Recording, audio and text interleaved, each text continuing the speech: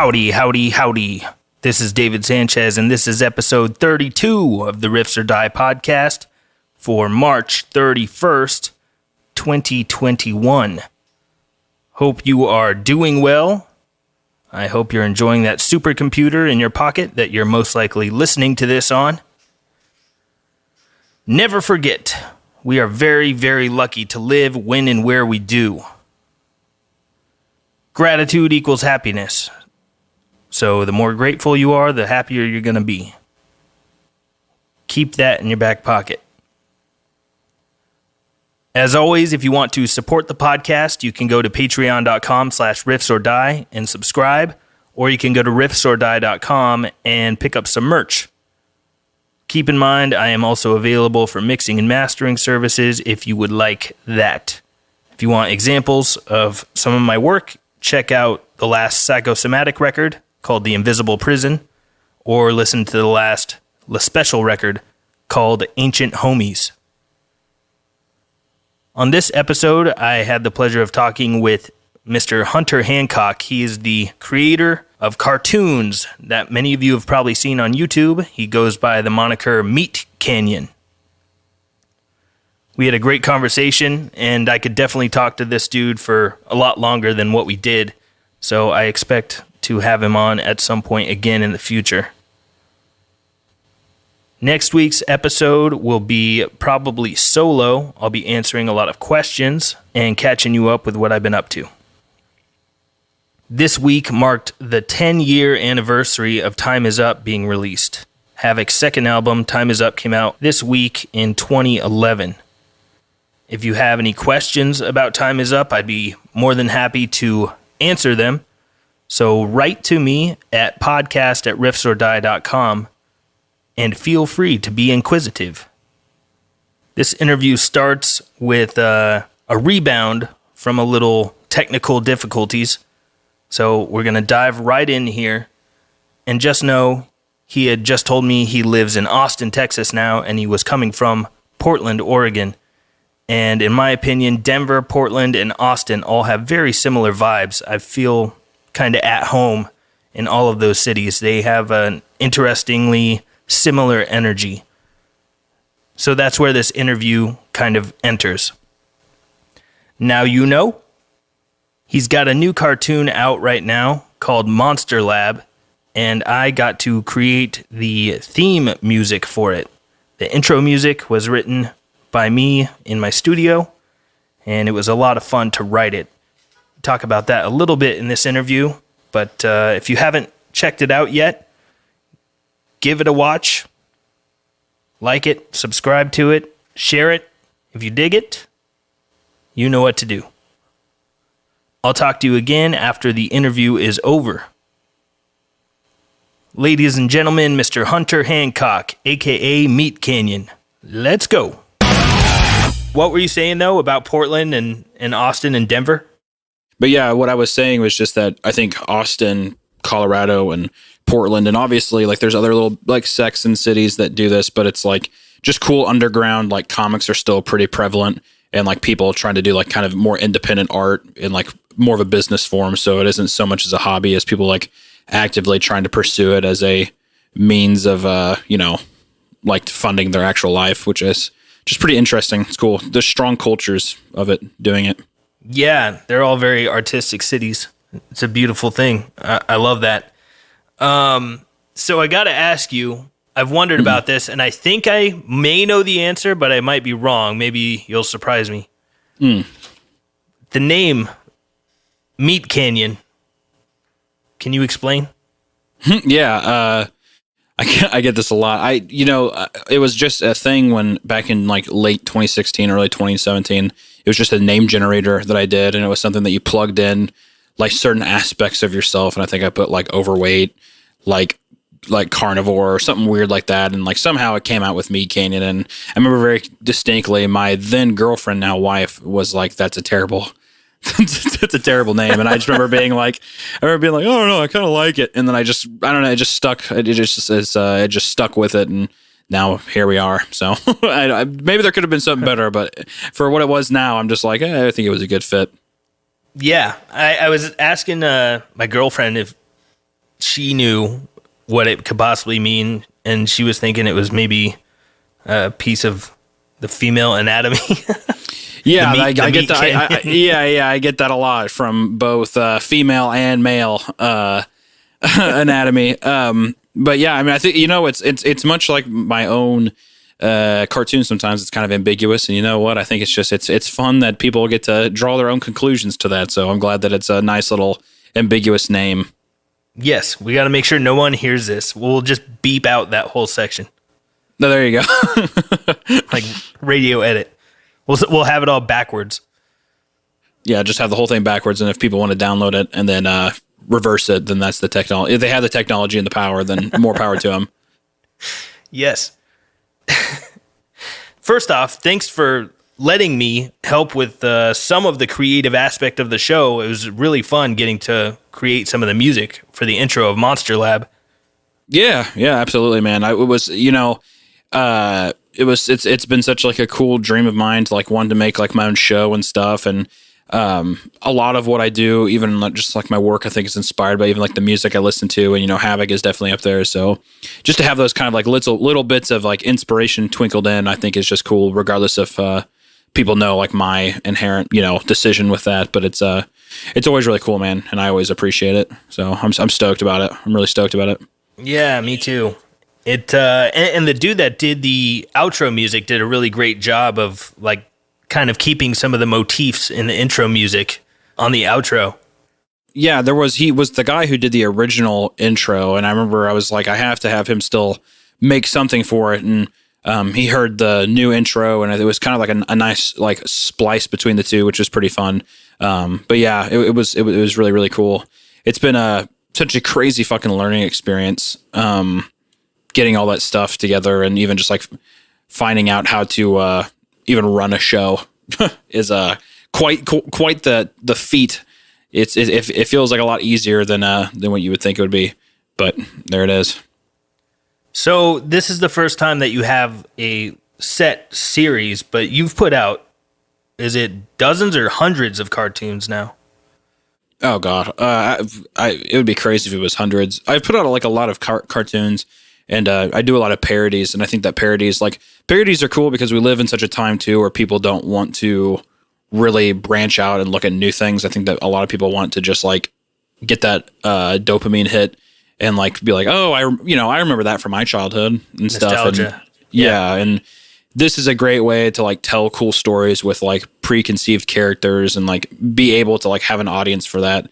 And it's just a cool like archetype for that kind of that process. But yeah, no, this is the first time that I've really branched out to like committing a shit ton of time and money into making an original show and just a series that you would hopefully want to see on TV or a streaming service, except it's all for free and you get to watch it whenever you want on YouTube. And that was kind of a big thing to avoid any kind of like big company corporate tie-ins that would maybe censor stuff that you would do or, just impede on the vision of what the show is supposed to be.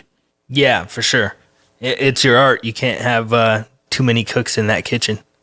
Yeah, I'm actually curious. Does it go that way? Does it swing that way at all too with like in the music industry? Like, do you find like, because who are you guys signed through? We're signed with Century Media. Century, okay. Yeah. Yeah, I was curious if the producers and stuff, if they ever like, impede on your guys' vision or your process at all. I know at a certain level with bands that happens a lot where someone from the record label is there in the studio listening to demos that got cut and, giving their 2 cents and, hey guys, we really need 2 more ballads on this record and stuff like that. But we don't have that. We're not that kind of a band. We're not that controlled.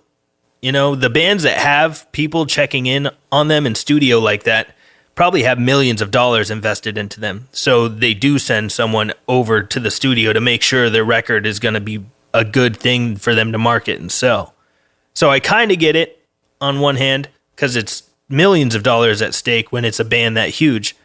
But personally, I would much rather have less money and full creative control than to get paid to be somebody's dancing monkey.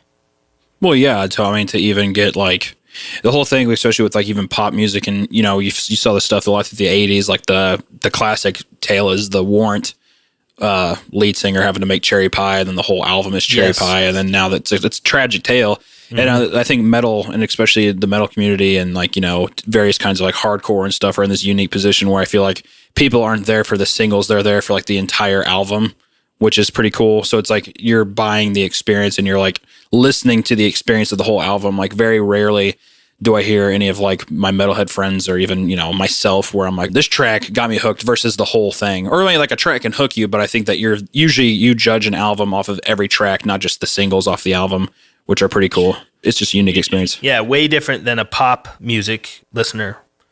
Because I feel like people that listen to top 40 stuff, they're more passive listeners, whereas metal music in general, metal music is very active. It's an active listening experience. It's not like background music typically. Metal, there's like shit to focus on when you're listening to it, as opposed to a reggae song where it's got the same bass line going for 9 minutes.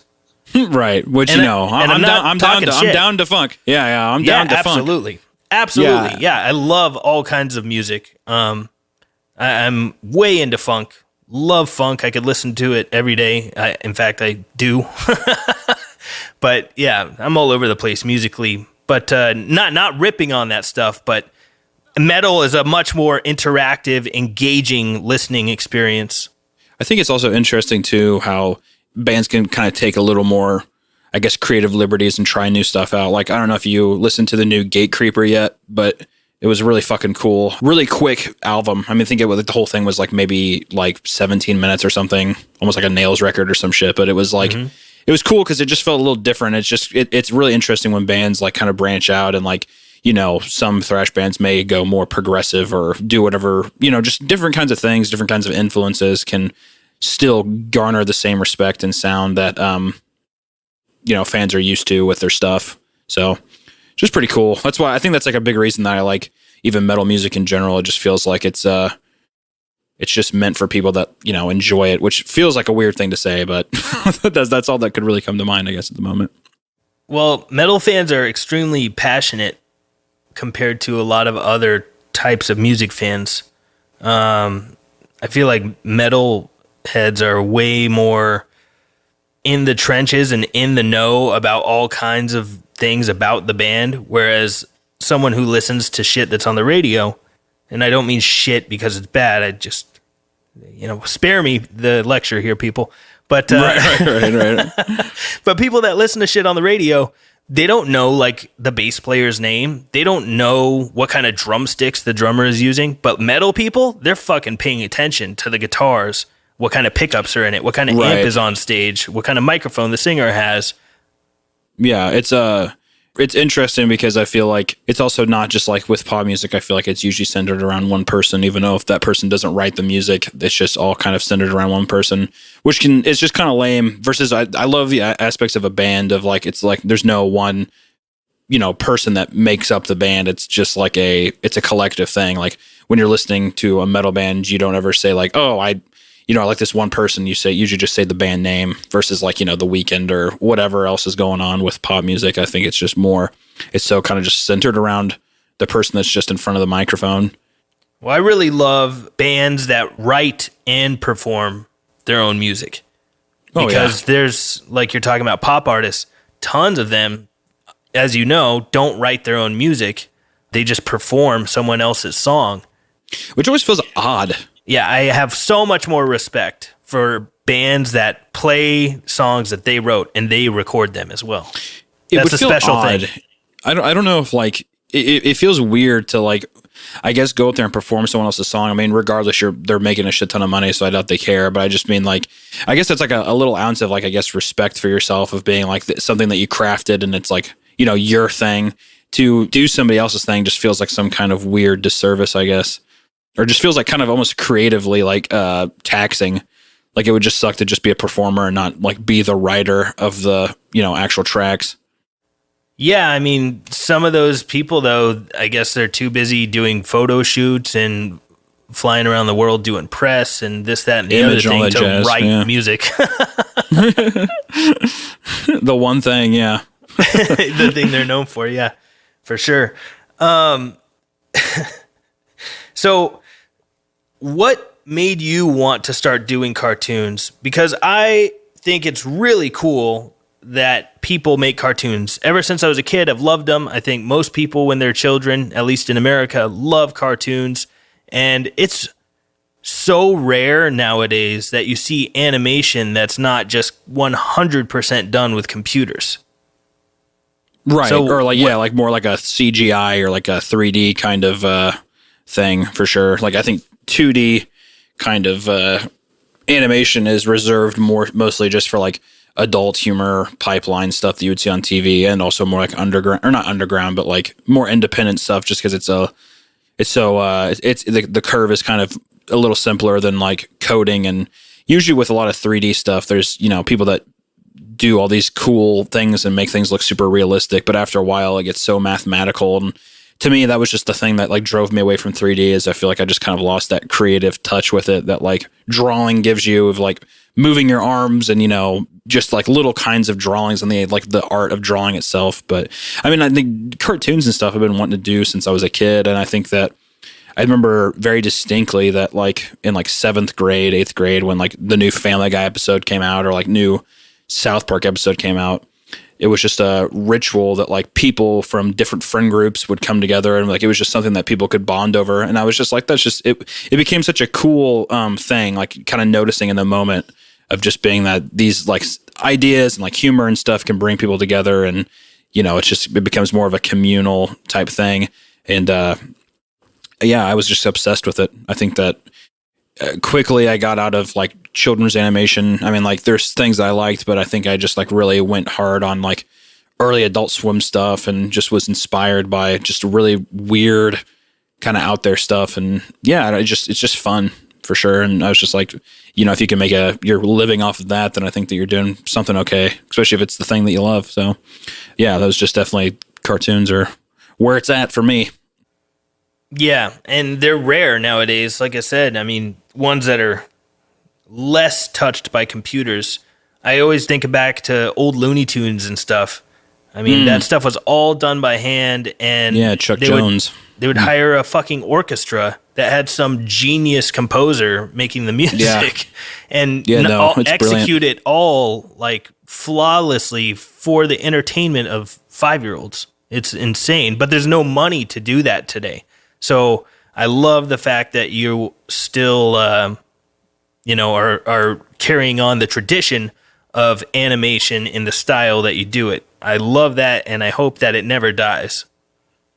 Yeah, I mean, same. I think so too, and I think things can be done. It's just, I think that people get hung up on like, it's kind of like with any like kind of creative endeavor. It's kind of like, even if somebody wanted to start a band or something, but it's like, I think people get so hung up on like the work that goes into it instead of just like enjoying the process and the passion and stuff, like being happy while you're doing it is such a big thing. And I think that if people could get over that, I think that, it would be a much more readily available medium for people to do stuff, especially with like, God, I feel like whenever I first bought my tablet to draw on, cause, I'd just drawn this little tablet and it was like $1,500. Now that it's like worth like $300. So it's just becoming like a cheaper and more readily available thing that you can do. Just pretty interesting.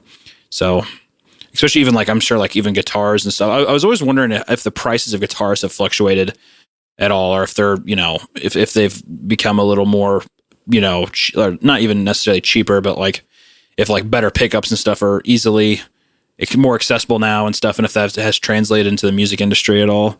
I think that availability of products because of the internet has, made anything accessible to people if they've got the money. But right. I think it depends on the quality of the instrument you want to get. You can still go out and buy a $50 guitar, or you can go and spend $5,000 on a guitar. The only thing I know for sure that's made guitars more expensive over the years is inflation. Oh, okay. As the dollar gets weaker, everything keeps getting more expensive. Right. That's the hidden tax. Yeah, exactly. The hidden tax. Yeah, I was curious too. Like, it was kind of funny. I was listening to, because on Spotify, you guys don't have your original album. The very was it like the 2004 release, or I forgot when you guys first released your first like EP. Oh, the first EP, we had 3 different EPs that came out before our first full-length record. And they're fairly hard to get your hands on.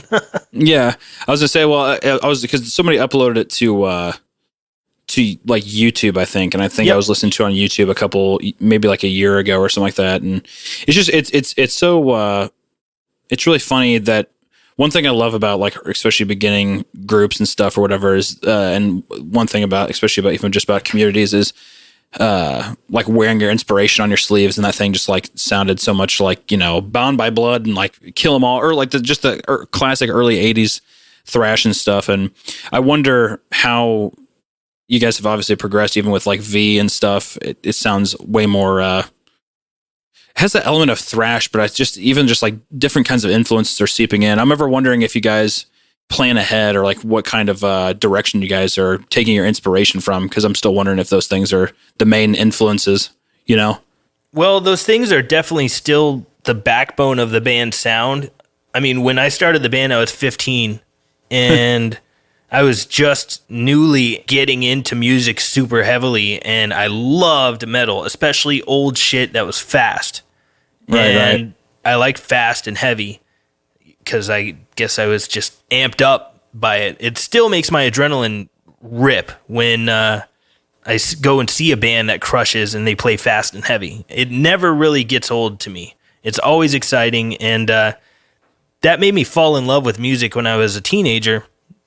And I started the band, and that was what I was way into, was that kind of music. But I listened to some other things, but I was listening to tons and tons of metal, thrash metal, old like hardcore punk, thrash metal, punk rock, rock and roll, classic rock. That's about it.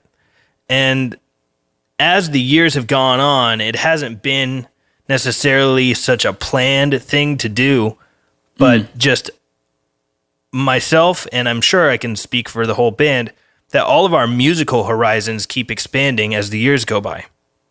So I feel like we're constantly influenced by new things that we didn't know about a year before or 2 years before.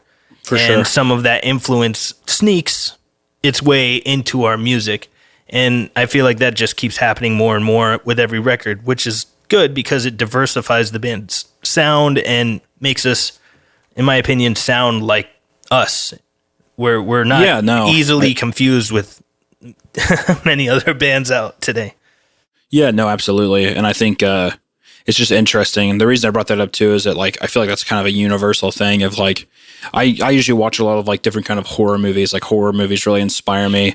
And usually even if I saw something when I was younger, even to like maybe revisit it sometimes and like have a newfound appreciation for things as well is something that I've always found interesting from a creating standpoint. When you're younger, you can just be kind of a snot nose and just be like, you know, this isn't like if I was to use an example of like, you know, this isn't fast. Like I remember like back then, whenever I was getting into metal, it was always like, well, this doesn't have double bass or whatever. And now to go back and like hear different things and appreciation, it's just rediscovering a lot of things too is always a good time through the process, and how that like inspires you to make things is always a cool like wrap around. It's always just a fun experiment. Yeah, new perspective. You see everything in a different way. Yeah, absolutely. Absolutely. Absolutely. Go ahead. Go ahead. No, go ahead. I was going to say is there any particular like movie scores that you like, or do you ever like kind of sit back and think about scoring things or like different, you know what I mean? Like just from film perspective, I guess it's just scores have been something that I've been over the past year. I've been becoming more and more appreciative of, and how it like kind of moves the story along. Yeah, you can completely change the entire emotion and vibe of a scene by what music is placed there. And I do love a lot of film music, and especially Danny Elfman, Ennio Morricone, what's his name? Michael Giacchino, John Williams. I mean, those dudes are all like pretty goddamn famous, but they're famous for a reason. They're really good at what they do. Yeah, everybody wants to hire them and put their amazing vision into the movie. I was watching the newest the Suspiria remake, and the guy from Radiohead scored the whole thing, and actually like was really beautiful. It was like I think it accented the movie really well, and I was curious if that was going to be something that maybe more musicians would try to do instead of maybe it being like orchestral, having more of just like a stripped down version of it. Yeah, exactly. That movie Into the Wild, all of the music was Eddie Vedder in that movie. Oh, I had no idea about that. Have you seen that movie? No, I remember my wife watched it. Into the Wild, or am I thinking? Or no, I'm thinking of Where the Wild Things Are. Where am I thinking? Into the Wild. Into the Wild is this one where this dude has had it with society. He burns his social security card, burns his IDs, burns all of his cash, and just fucking takes off to Alaska and gets lost. He just properly fucks off. Yeah, that seems. I wonder how thought out that plan was. That sounds very counterintuitive. Well, his whole idea was to be completely self-reliant, off the grid, and. Is this based off a real story? Yeah, it is. I believe there's a book. Probably there's a book. I don't know. I can't read. I wish I knew. But I think it's Leonardo DiCaprio, I believe. Or no, it's some boy other Leo? Dude. No, okay. It's some other dude that looks kind of like him. I can't remember the fucking actor's name, but it's a really good movie. I'd want to see like a gruff older man do that role. Like I feel like that's what that movie where there's that movie a couple of years back called like The Gray or some shit with like Liam Neeson. That movie was hilarious. Yeah, it was terrible. But I was like that's the movie that I want Liam Neeson to like be like, you know what, I'm tired. Give him like a fake shitty job and then just like send him out into just like him, surviving in like bottle fist fighting dogs for like an hour and a half, and I would totally watch it. That would be amazing. Well, you got it. Yeah. I think. Oh yeah. See, I think that Leonardo, he was in the Revenant, and that was also too. Similar kind of thing. Yeah. So I'm looking at it right now. Emil Hirsch is the guy that stars in Into the Wild. He looks kind of Leo-ish, somewhere in the back of my brain. You know, all those white guys, they all look the same. All the white guys, they do look the same, especially those guys wanting to be Leo. Those Leo white boys, for sure. But speaking of scores, you're talking about scores. I really, really love what Ennio Morricone did in Quentin Tarantino's The Hateful Eight. When I first saw that movie, I didn't catch his name in the credits, and I didn't know he did anything with the film. But as I was watching The Hateful Eight, I was like, Jesus Christ, this music is so fucking cool. And then on the end credits, I saw it was Ennio Morricone. I was like, oh, shit.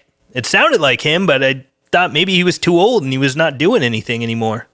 Yeah, I always think that too. I know, God, I can't believe I'm missing the name, but the guy who did like The Good and the Bad and the Ugly and all the classics as well. I think he passed away last year. That's him. That's Ennio Morricone. Same dude. No, that's him. Okay, well, there you go. Yeah, that's crazy because he's like one of the best. And it's like, I was wondering because those dudes, I feel like that's like the great thing about that art form that they choose is I feel like it's not taxing on the body, so they're able to just still write and still make awesome shit.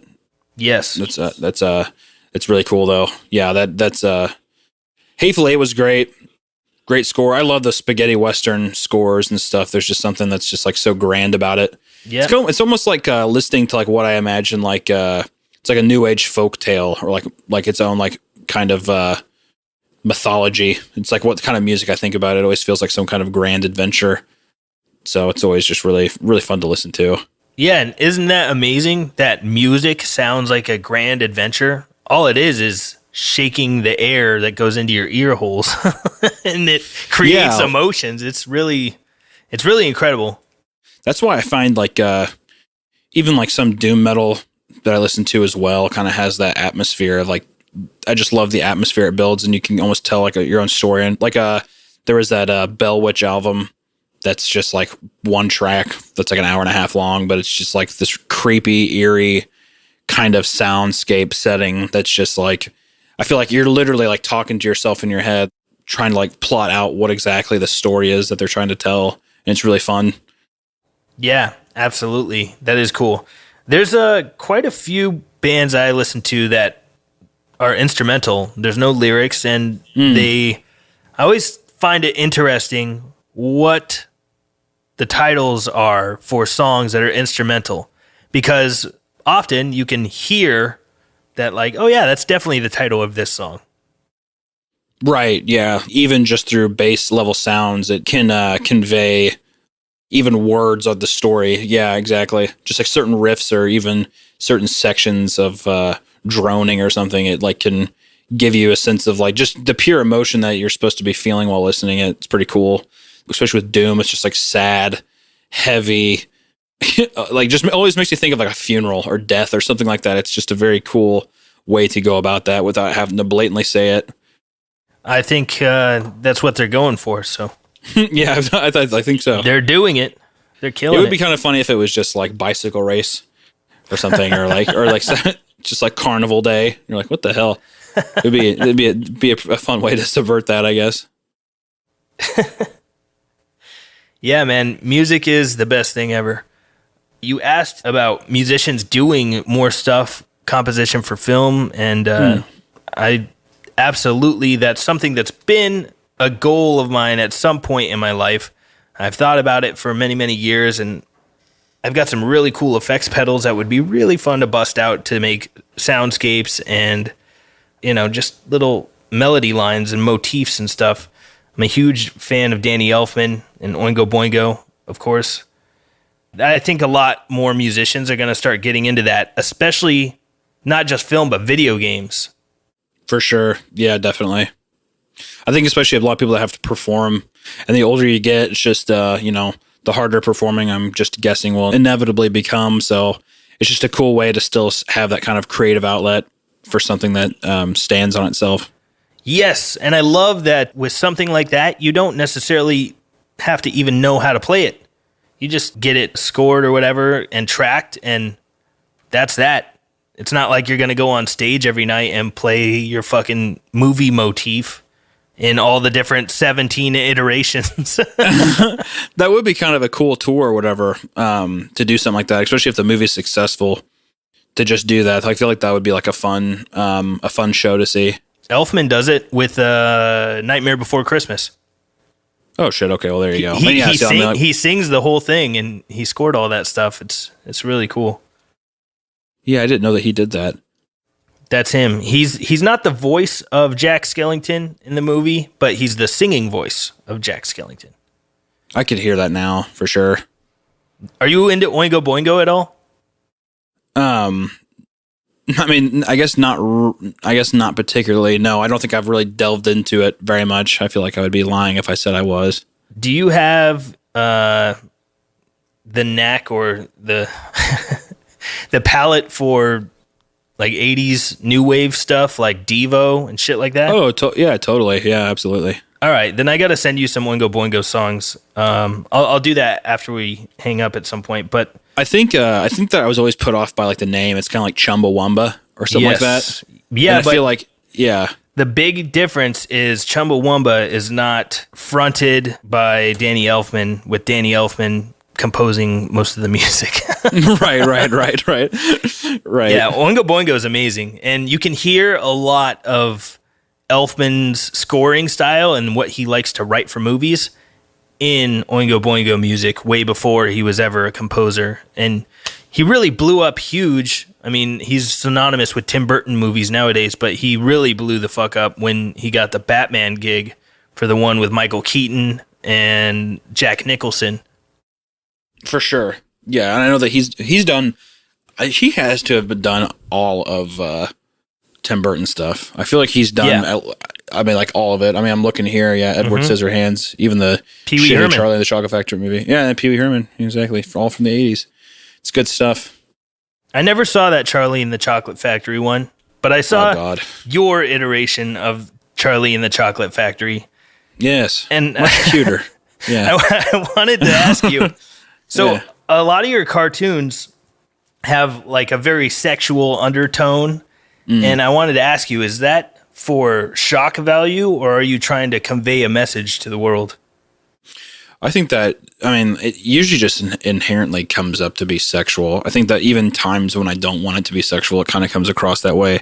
I think like the initial goal with everything I try to make is like, I feel like I start with humor, but more now. So I just like telling stories and doing things that make people uncomfortable. Like I think that it's kind of like watching like something that can like give like or bring up that kind of emotion. I think is just really powerful. I think it's like why I like horror films and stuff. It's just it's a fun narrative, and I think especially things with sex and like American culture, it's something that's still so kind of like behind, and just like people are uncomfortable talking about it. And also just sex is very personal, and it's it can be dangerous, it can be fun. It's just like it goes all ways, and in each way it goes, it's very extreme. So I find that usually it's just a very powerful way. Like the Willy Wonka one is just blatantly Jeffrey Epstein, and that's entirely inspired by Jeffrey Epstein and stuff. If Jeffrey Epstein was Willy Wonka, and especially like having it be like a POV and you're like following him and you're doing these things, it just makes it even more kind of out of your hands, and you're just kind of strapped in and in for the ride. And it's always just, I just think that's like a cool way to do that, and just think of fun new ways to depict these things and these events, or, introspective things even. Like if I'm struggling with weight loss, or if like, depression or whatever, how do you convey those things that can make for an interesting narrative, and use different kinds of properties to tell those stories. So it's usually always a fun challenge for sure. Yeah, some of the stuff, like you said, you want to disturb people, unsettle them. Some of the cartoons really do a good job of that.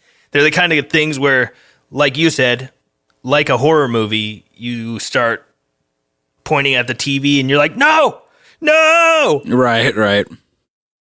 Right. And a lot of the subjects even can be considered, some things can be considered offensive or too far, but I think that, especially given the animation, that it's like already this like level of disbelief because it's a cartoon in front of you, I still think that it still can kind of like hit and ring those tones to be pretty true. And everything that I make too, it's never just to be like, oh, this is just disgusting and it's supposed to be just snuff. It's like, there's definitely supposed to be like a message in there for people that like are actually looking for something and like are looking for the narrative. And it's fun though, because I think that it can hit that version, and then it can also just hit, face value things of people that are just being shown it without any kind of context and stuff. And I hope that it has that kind of repeat value of watching it and maybe like seeing a little more each time, with maybe what I was trying to convey with it. So it's fun. It's really, really fun. And I think it's like pretty freeing a lot of the time. I don't ever feel really prohibited by anything. And I don't think really anything is off the tables in terms of like commentary or direction. I think it's just about like, what are you trying to say? And, be sure that you can stand behind it. Yep. 100% against censorship, IB. And I'm sure some people have tried at some point to like get you banned from YouTube or shut down or anything. Has stuff like that happened?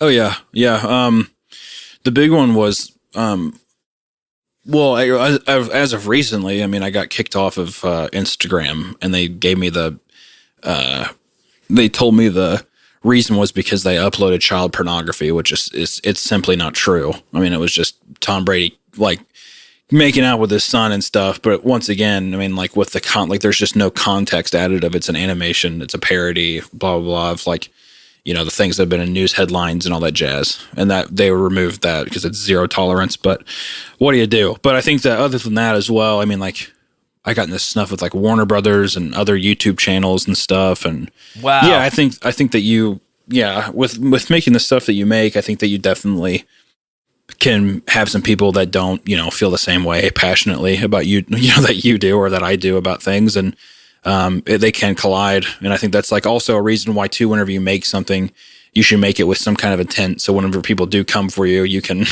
be like blatantly, this is the message I wanted to tell, and this is the story I wanted to tell as well. Because people definitely will come and try to to fuck you up, especially if it's even just like even another fan base who doesn't know you, but because somebody else is upset, they're on their way with torches to burn you down.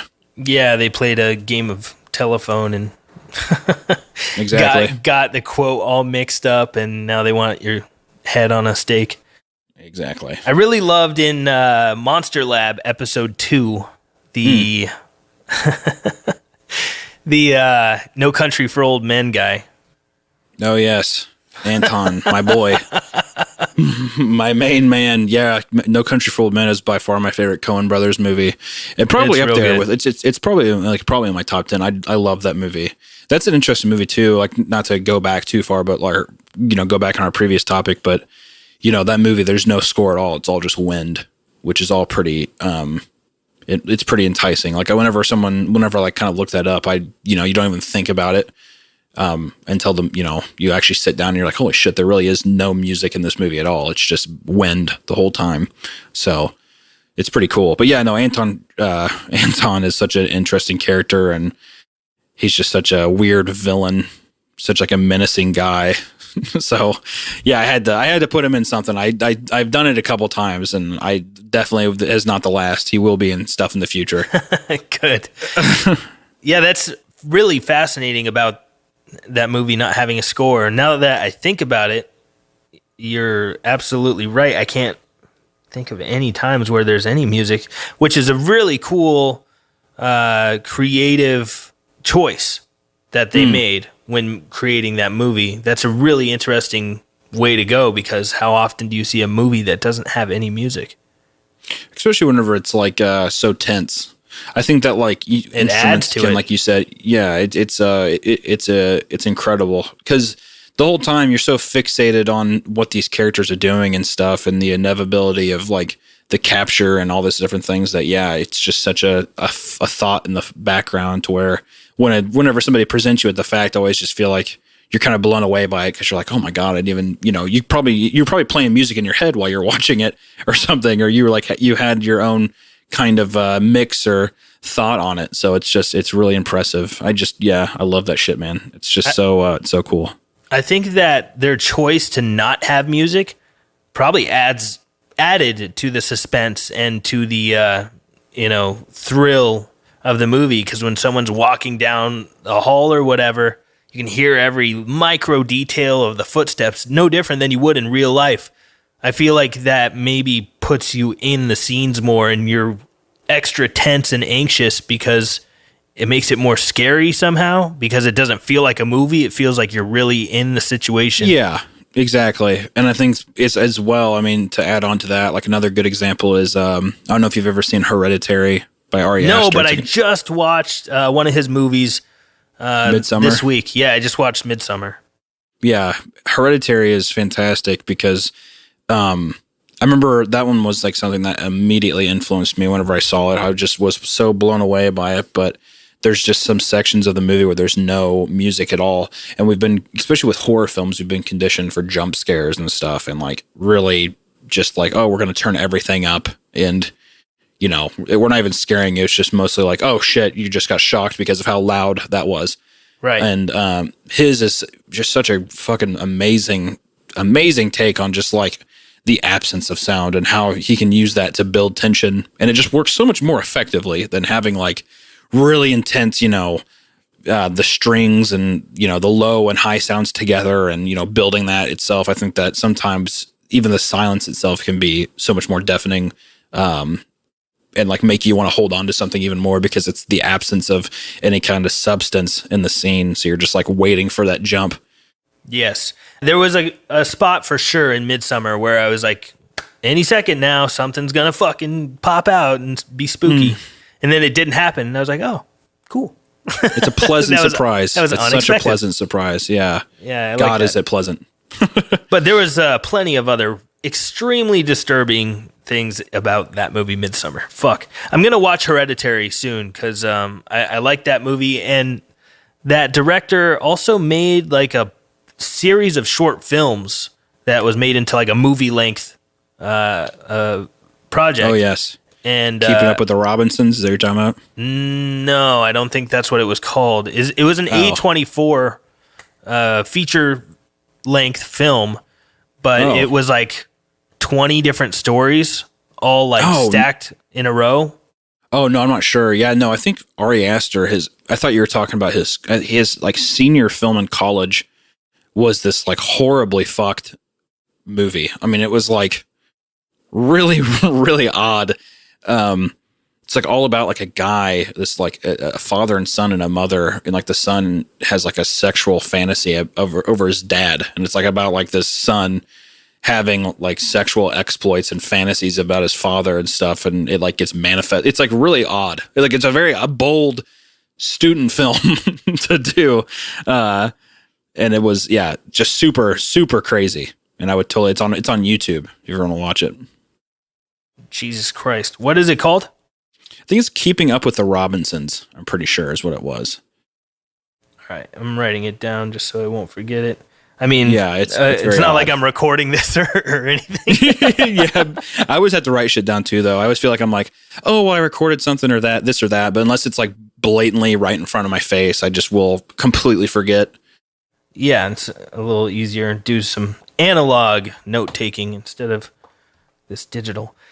So we were talking about horror movies, and I want to know what you think, because this dude makes the music for his own films, and I think he's one of the best horror movie directors of all time, John Carpenter. Mr. John Carpenter, of course. The man. Yeah, I mean, my favorite movie of all time is The Thing. So yes! That's probably my favorite sci-fi horror movie of all time. Easy. Yeah. I don't think anything comes close. Fucking movie is so goddamn cool. You have Kurt Russell just being a badass as always, and then also just even like the diabetes man himself is so good in it.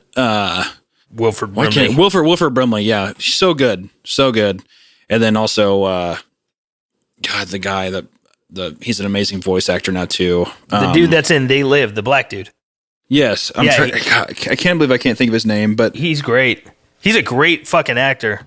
Oh, he's amazing. And it's classic. And then also just everything about the movie, it's just a captivating story. And like, I just love things that are ambiguous and kind of can let the people, draw their own conclusions. And it has that element. The cinematography is amazing. The colors. Yeah, exactly. I mean, like even just like the blue that they use, like the blue and red that's used in the film and stuff. Yep. It's just great, man. It's just like and also like it has like a level of appreciation for me from like even, just stuff behind the scenes, like when you research it, and like the dude who did all of like the amazing props and stuff was like 22 at the time. Wow. Crazy. Yeah, the practical effects in that movie are some of the best that have ever been caught with a camera. Yeah, and he's like this legendary guy who was sick for like almost the whole production, like terrible stomach issues or something. 22-year-old kid, and he did all of it. I mean, it's insane. It's just amazing. John Carpenter too, he just does, his whole 80s run is just so good. It's so fucking good. And he's definitely up there. One of my faves. Yeah, he's the man. They Live is also one of my favorite movies. It's so good. So I know like the only reason I even watched that movie when I was younger was for the whole chewing bubblegum and kicking ass line and stuff. And then it just turned out to be this like great, like kind of imposter film of like just people hiding in plain sight. It's just a great movie.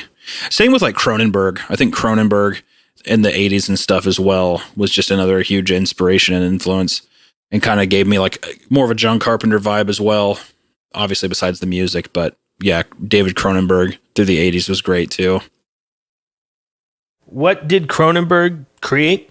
He did like The Fly with Jeff Goldblum. Oh, love that movie. He did like Videodrome and Scanners and stuff. Just like some really classic prop, like just kind of like really gross. Like Videodrome is such a weird movie. Just James Woods being fucking psychotic, and it's a great one, man. And actually, the Cronenberg's son just released a movie this year called Possessor.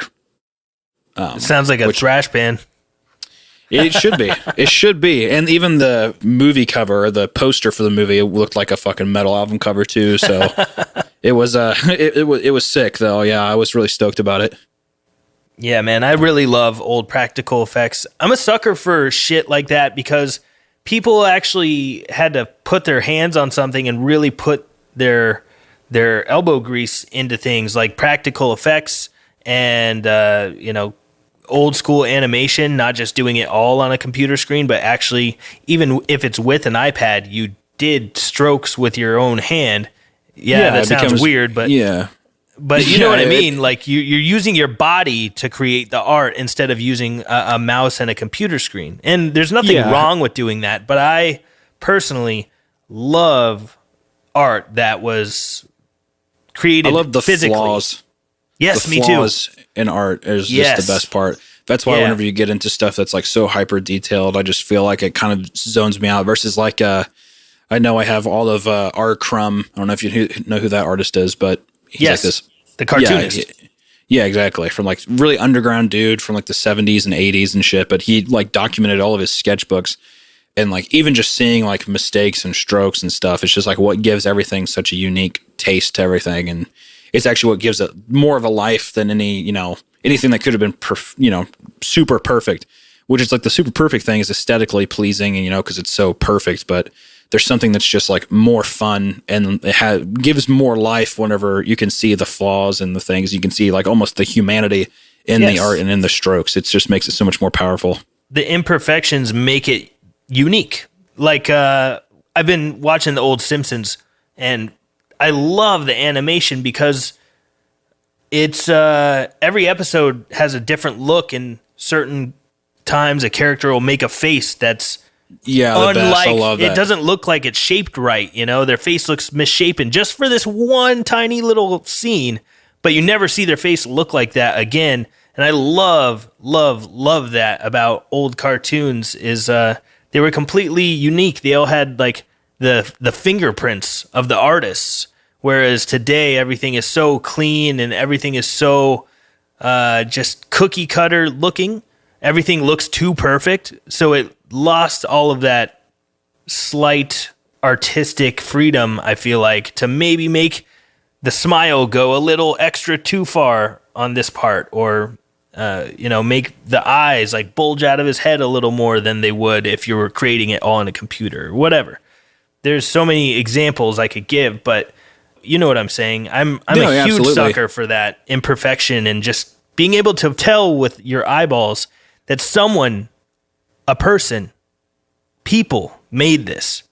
This was not created by AI. This was not made in a computer remotely by 17 different people. This was hands on pens or paintbrushes touching down on the medium. Yeah, we're gonna have to send this. We're gonna have to send this conversation to like Elon Musk and like really like fucking drive home the point that AI is not welcome and that his doomsday theories are correct. Let humanity live on, for the love of God. Down with the computers type deal, for sure. Yeah, some of those computers. One of the articles that freaked me out the most is they were talking about how they made these AI computers that created their own language. And the creators of the AI couldn't even fucking decipher it. Like, yo, turn that shit off. Yeah, too much. Hit the off button. Unplug. We've gone too far. I was joking with my friends that there's going to be like Amazon-owned crop fields and stuff, and that like they're going to be like function through like a video game, and like there's going to be a point where we never have to leave our houses or anything, and it's just going to be this weird dystopian future where like we just have drones. It's going to be like basically like Idiocracy, that movie. I feel like. Yeah, we're headed towards something that's like Idiocracy mixed with 1984, mixed with Brave New World, mixed with WALL-E. What a concept. What a concept for the human race. What a beautiful doomsday parade that would be. Yeah, if any of us can walk. Do people still use wheelies or heelys or whatever the fuck those things are called? God, I hope. I really hope. I wish. I had a guy. I had a buddy of, or not a buddy, a guy I knew in like junior high who broke his femur going down a handicap ramp with us. Oof. Ooh, yeah, dude. It's no fucking joke. It's so easy to break your bones if you just hit it the right way. I broke my left wrist, and our fourth record almost never happened because my arm was so fucked up I couldn't play guitar. There was a big question as to whether or not I would be able to play guitar ever again. But I didn't fall from very high. And that was such a huge learning lesson. Like, Jesus Christ, when they say safety first, they're not kidding. If you just hit it, if you just hit something just right, you can fucking, or just wrong, you can break your bones way easier than you think. Yeah, way easier. Well, I guess there's just the femur thing was interesting to me just because they say it's because, you know, they said they hype it up as being the strongest bone in the body, but my God, apparently it's, you know, a goddamn tumble can get you having snap in your leg, so who knows? Yeah, that's right. I mean, James Hetfield back in like the 80s, he broke his wrist just from a fucking skateboard. Yeah. Right. People can break their bones from skateboarding. On a skateboard, you're what, like 3 inches off the ground?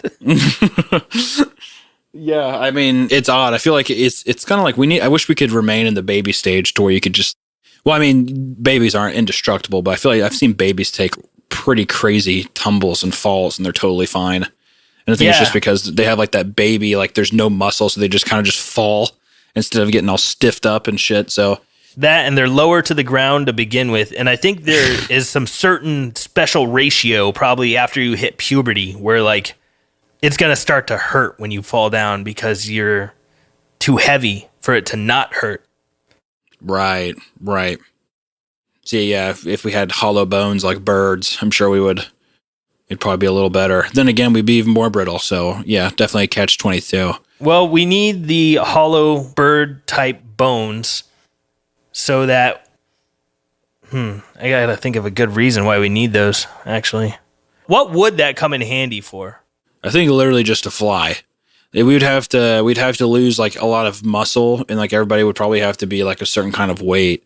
But I feel like human flight would be so much more achievable with hollow bones. So what if jetpacks become a thing? I never see a reality where that's true. I want it to. They're real. They can't last very long though. They can't last very long. And then also I wonder, you also have to wear a kind of suit. I guess when I think of jetpack, I think of something that's like, oh, I went to IKEA, like my jetpack broke. You know, like in a future where it's like you can just pick up a jetpack. But I always think of like the jet engine being so hot that it would just like scold the fuck out of your back, and your back would just get melted. Just from like the sheer amount of like heat and weight. Yeah, I want it to happen, but I feel like we'll never get there for sustainable jetpacks. Yeah, but what if we get like the hollow bird bones and then we get like beaver tails / alligator skin on our rear ends? That way the flames from the jetpack won't burn you. You'll be more resilient. But you'll also be lightweight, so you can take off because you won't need as much propulsion because you got the bird bones. This is like in a reality where like Noah's Ark, he like didn't find any other humans, and he had to like mate with all of the animals and like create these hybrids that could actually give that kind of DNA. Like the Isle of Dr. Moreau. Yeah, making chimeras. Yeah, if we could get more Greek mythology people in the real world, that would be most beneficial. I would feel like that would be the kind of reality I want to live in. Especially, I wouldn't even mind living in a reality where it's like just a Greek mythology era of people like going on quests and doing those kind of things, traveling by boat. Man, I'm in Hawaii right now, and I've been here a few months. And the other day we went to the docks, and my girlfriend's dad was talking about how he met this woman who had a fucking like specialized rowing boat made, and this fucking lady by herself rowed from California all the way to Oahu. That seems like a long trip. How long did that take her? It took her 3 months or 4 months. My God. By herself fucking went across the entire Pacific Ocean. I mean, half of the Pacific. Yeah, but there's nothing between Hawaii and California. There's nothing for 3,000 miles. Yeah, I mean it's insane. That's insane. What are you doing in Hawaii? Do you live there now? Well, my girlfriend lives here, and touring all got taken off of the table, and I don't have any reason I am super tied down to in Colorado at the moment, so I decided, fuck it, why not? She invited me to come out here since touring wasn't going down. I was like, well, I've lived through many, many winters. I'd like to hang out with you, and I don't mind skipping winter for this year. Yeah, I mean, I Let's don't, go. you know, and that's definitely nothing to sneeze at. Just waking up in Hawaii every day. Is it still magical months later? Yeah, it's really cool. The ocean's like a couple blocks away, and the only thing that's not the most amazing thing about here, and it's not even a complaint, just an observation. In the wintertime here, it's super windy and it rains a lot. It rains a lot and it's super windy, but it's still warm. You can still go surfing. You can still ride bicycles. You know, when it's raining, it's actually a pretty good time to go and swim. That's interesting. I definitely had heard that of the raining aspect before, but I didn't know that it stayed so warm still, even through the winter. But I guess you are pretty close to the equator, so. Yeah, it's really crazy here. If you look at the average temperatures for Hawaii for the entire year, like by month, the lows are never really on average any lower than like 72, 70 degrees. And then the highs are never above like 85 That's crazy. That's like perfect. all year round. Yeah, it's pretty crazy. Damn. Yeah, Austin gets pretty shitty. Man, it Portland, gets fucking hot. Portland's always rainy and foggy, which I like that. I actually don't mind rain and fog and stuff. So Portland was pretty great. Great nature too in Portland, man. Great hiking and stuff. The woods are insane in the Pacific Northwest, or to the Canadians, the Pacific Southwest. Yeah, there you go. Yeah, and I still think that, yeah, especially even like in Canada, I've been to Vancouver, and that's a beautiful city too, and it's awesome. It's just right, yeah, it's great. I'm still trying to figure out where I want to like actually sit at base camp though, and like I'm getting to the age where I'm like tired of renting, and I just want to like start putting money towards like an actual mortgage or something, and I'm trying to figure out what state I want to go to. Well, you're in Texas right now, and if I'm not mistaken, Texas does not have any state income tax. That is true. That is why our Lord and Savior Joe Rogan moved here. Yeah. And, why Elon is moving his whole deal. Well, also there's, like New Hampshire doesn't have any income tax as well. And that's a beautiful state too. Yes. Yeah, there's a few states, I believe. I think there's another, maybe a couple more. Alaska is one. Yeah, they pay you. There's negative taxes in Alaska. They pay you to live there. It's true. I went to Fairbanks. I proposed to my wife in Fairbanks, Alaska, and that was like that was a trip, man. It's like really its own world up there. It's pretty crazy. Yes, that's really cool. That's the only state I've never been to. Oh, really? I was actually going to ask if you guys ever even played up there. No, I would love to at some point. That's like seriously the only spot out of all the U.S. states we've not been through. You probably like find a show up like Anchorage or something. I think Anchorage is actually a pretty big city. So Anchorage and Juneau would be the spots. Yeah, but I'm sure we'll do it one of these days if the world ever decides to make these make the reaction in proportion to the problem. And I gotta ask too. Actually, this is one thing. This has been something I've been wanting to know for years now. I think a while ago, I think it was years ago, the whole deal with like Megadeth and you guys and like Justice or whatever Dave's son's name is. What was the whole tiffy about? You see articles, but you never know. Well, the long story short is we were offered a management contract by Mustaine and Co. Right. And the contract was not up to our liking. So we said we were going to revise it. And before we got our revisions back over, they basically told us either you sign that contract or you're kicked off of the next Megadeth tour. And we were like, well, we're not signing it as is because it's not a good deal for us. So we're going to get back to you with our revisions and we'll let you know. And they blew a gasket and kicked us off of the Megadeth tour. So we wanted to tell our fans, because the advertising was already out for this tour. We had already announced that we're going out with Megadeth and Amon Amarth's Suicidal Tendencies and Metal Church. And we made an announcement and we just said, hey, everybody, we just want to let you know if you were counting on seeing us at these, we're really sorry. We apologize, but we're not going to be at these shows due to contractual disputes. So sorry, everybody. We'll see you on the next one. then it got really nasty from the other side. But I'm sure there's still evidence of it on Twitter and whatnot. For sure, yeah. Well, it started getting really like just uncomfortably negative, and we didn't really say too much back about it. We just we already said what we needed to say, and that was about it. But it got blown up into a really big thing. But we were the ones that broke the news. Hey, everybody, just so you know, we're not on this tour because of a contract dispute with Mustaine management, and that fucking blew the top off of the whole thing. Yeah, that's wild. I always feel like I guess the reason too is just because I've met people too before that are like I feel like it'd be safe to say that Megadeth Dave would be considered a bit of a hero when you're younger and stuff. Mad lad. Yeah, for sure. And to have that kind of experience, I've had stuff similar in the animation industry, and it's just such a shame. It really does kind of go back to like, don't meet your heroes almost sometimes. It's like, yeah, that's not a trope for no reason. Because if it doesn't go well, it's gonna fucking not be fun. Yeah. I was always curious about that because I feel like I remember seeing a lot of people just being like, Dave's a douche during that whole thing. But well, I must say for sure that we did tour with them.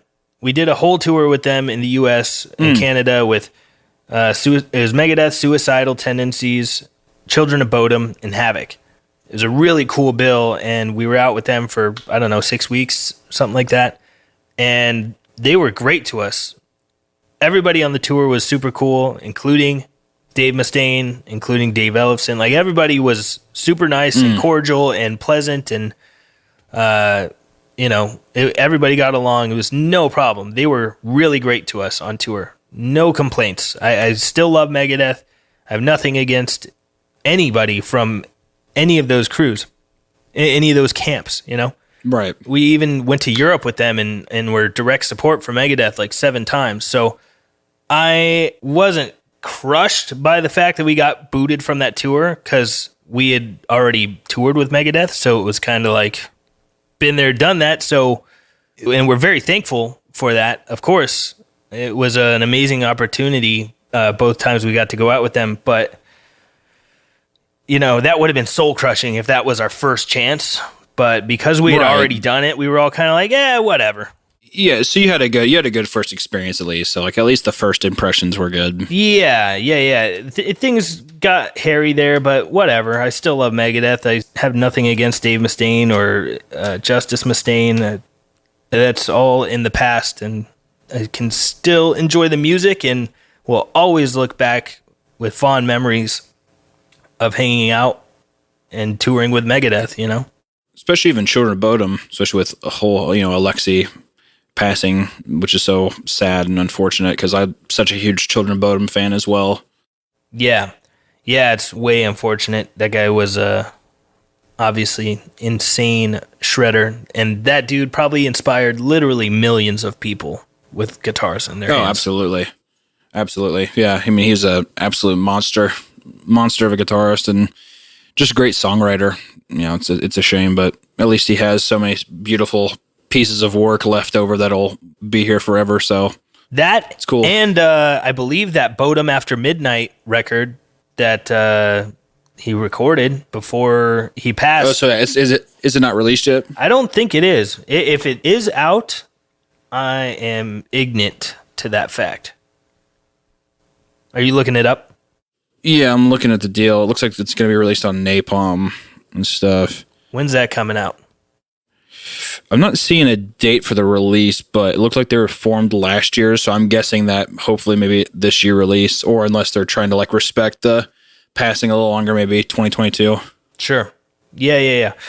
The guitar player, the other one, Daniel, he was playing in Children of Bodom when we did the tours with Bodom, so I could ask him and maybe he'll have an answer. But that is very cool that there's going to be something unreleased for people to shine their ears on, I guess, posthumously, which really sucks, but it's also a pretty cool parting gift. Kind of like David Bowie created a record right before he passed, and yeah, that was creepy timing too. I feel like that was like so. It almost felt like the precursor or something. Like even the music on it felt pretty, almost dark in that sense. Yeah, I think he knew, and I don't know. I haven't heard any of that new Bodum stuff that Alexi did, but we'll see what that sounds like when it's out. I'm looking very forward to hearing what that sounds like. Same. I will say it is getting kind of late for me for the whole deal. I probably should be getting off here before too long. Do you think we have enough? Oh yeah, definitely. Sick. I hate to cut it short. I apologize. No worries. Not a problem at all. Do you want to come back on sometime? Yeah, absolutely, man. I'd have you on anytime. So there's just one question I got to ask you, because I ask this of every guest that comes on. Mm-hmm. If you could leave behind one piece of advice or wisdom for future generations, what would you want to tell them? I would say take risks, for sure. I think anything that has ever come to me in a good way is because I took a risk when it seemed like maybe a dangerous thing to do. And that doesn't mean, taking risks doesn't mean just jeopardizing your safety or your financial health or anything. But I think making sure to realize that, it's important to take those steps, and, the high risk, high reward situations are real, but definitely take risks for things that like you believe in and that you want to do, for sure. I think it's the biggest thing I could ever tell anybody. That's like the biggest thing I tell anybody ever, like, what did you do? I was like, doing maybe things that seem stupid in the moment, but they are, it's such a pivotal role and pivotal step to your own journey, whether it's creative or not. Yeah, I think that's probably what I would say. Wise words. I like that a lot.